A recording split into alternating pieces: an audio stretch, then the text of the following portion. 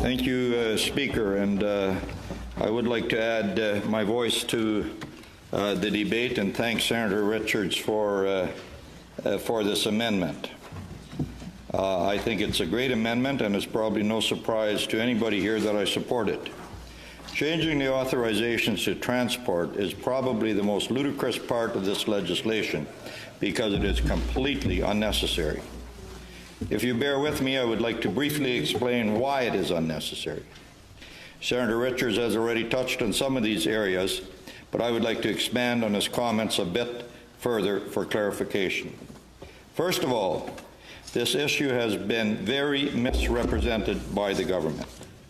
In their election platform, the Liberal Party of Canada made the following promise: we will take pragmatic action to make it harder for criminals to get and use handguns and assault weapons. We will repeal changes made by Bill C-42 that allow restricted and prohibited weapons to be freely transported without a permit. This, colleagues, is very misleading because under the existing law, the transportation of restricted and prohibited weapons already requires a permit. It is already illegal to transport a restricted firearm without a permit to do so.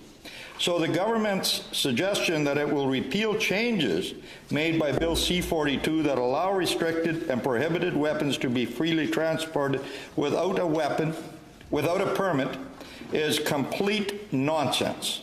It misrepresents what is in place right now. What the government is actually doing is quite different.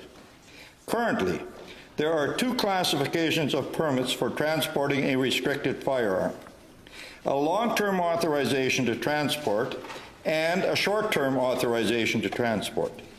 Some destinations require a short-term authorization, and some destinations require a long-term authorization. Let me repeat. You cannot now transport your restricted firearm without one of these permits.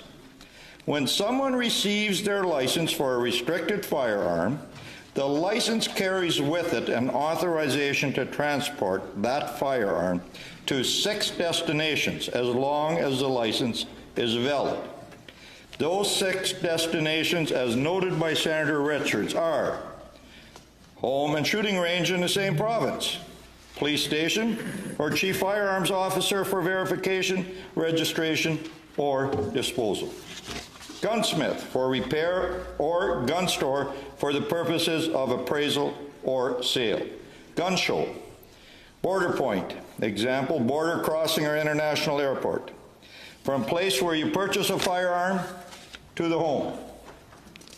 The firearm cannot be carried around in the trunk of a car wherever the owner goes. It can only be transported to one of these authorized destinations. Any destination other than these 6 requires the gun owner to contact their firearms officer in order to obtain a short-term authorization to transport. What Bill C71 does is remove 4 of those 6 destinations from the long-term ATT and transfer them to the short-term ATT. It does not, as the Liberals claim, repeal changes made by Bill C-42 that allow restricted and prohibited weapons to be freely transported without a permit, because there were no such changes in Bill C-42. A restricted weapon already requires an authorization to transport in order to transport it anywhere. Secondly, not only has this issue been misrepresented by the government, it has been very misunderstood by the public. Let me give you an example of this. Last month, a survey released by Ledger asked the following question: the Senate is currently studying a new piece of legislation, Bill C-71, which would modify the current legislation on firearms in Canada. Please tell me if you are in favor or opposed to the following proposed change. making it mandatory for owners of restricted firearms, handguns for example, to obtain an authorization to transport before they travel or transport their restricted firearm. Now, 81% of respondents said they were strongly or somewhat in favor.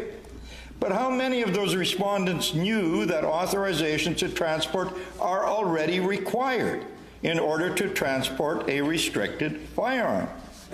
And how many of those respondents understood that in order to transport a restricted firearm, you not only need a permit to do so, you also must meet the following 8 conditions.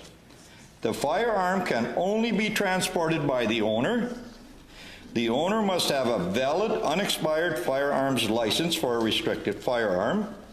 They must have the license with them at all times when they are transporting the firearm. The firearm must be transported unloaded, and it must be trigger locked. It must be in a locked case. The owner must be traveling to an authorized destination as defined by the Act. And the owner must be traveling by a reasonably direct route. I suspect that if the poll question had been asked in a manner that represented these facts about the transportation of restricted firearms, the answers would have been substantially different. It is very difficult to imagine how a person could believe that after a firearms owner jumps through all of the hoops mentioned, requiring a short-term ATT rather than a long-term one, will somehow increase public safety. Holding that position requires a lot of faith because there is absolutely no evidence to support it.